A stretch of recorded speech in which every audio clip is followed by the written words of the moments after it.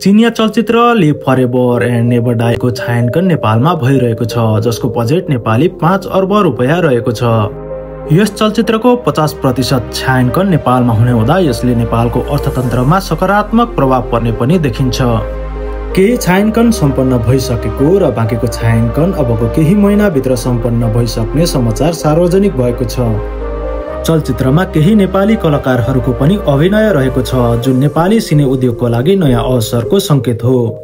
यस चलचित्रले नेपाली प्राविधिकहरूलाई चिनिया प्राविधिकहरूसँग मिलेर काम गर्ने अवसर प्रदान गर्दै नयाँ सिप र अनुभव प्राप्त गर्ने मौका दिनेछ। नेपालमा विदेशी चलचित्र छायाङ्कन गर्दा कानुनी प्रावधान अनुसार 60% प्राविधिक स्वदेशी हुनुपर्दछ र चिनिया टोलीले यसलाई ध्यानमा राख्दै काम गर्ने अपेक्षा गरिएको छ। Live forever and never die टोलीले होलीको दृश्य खिचिसकेको छ र अब काठमाडौँ, लुम्बिनी र चितवनमा छायाङ्कन गर्ने योजना रहेको छ। काठमाडौँ उपत्यकामा सांस्कृतिक र धार्मिक, लुम्बिनीमा बुद्धको भूमि र बुद्धिज्म र चितवनमा दुर्लभ एकसिङे गैंडा र जंगल सफारी समेटिनेछ।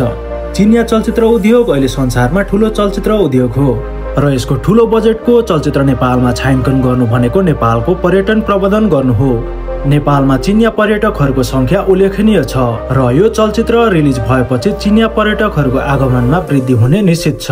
नेपालमा विदेशी चलचित्र छायाङ्कन गर्ने प्रक्रिया जटिल भए पनि यो चलचित्रले सरकारले विदेशी चलचित्र छायाङ्कनका लागि सहज वातावरण बनाइदिने अवसर प्रदान गर्नेछ। यसले नेपाली चलचित्र उद्योग र पर्यटन प्रबन्धनमा ठूलो योगदान पुर्याउनेछ।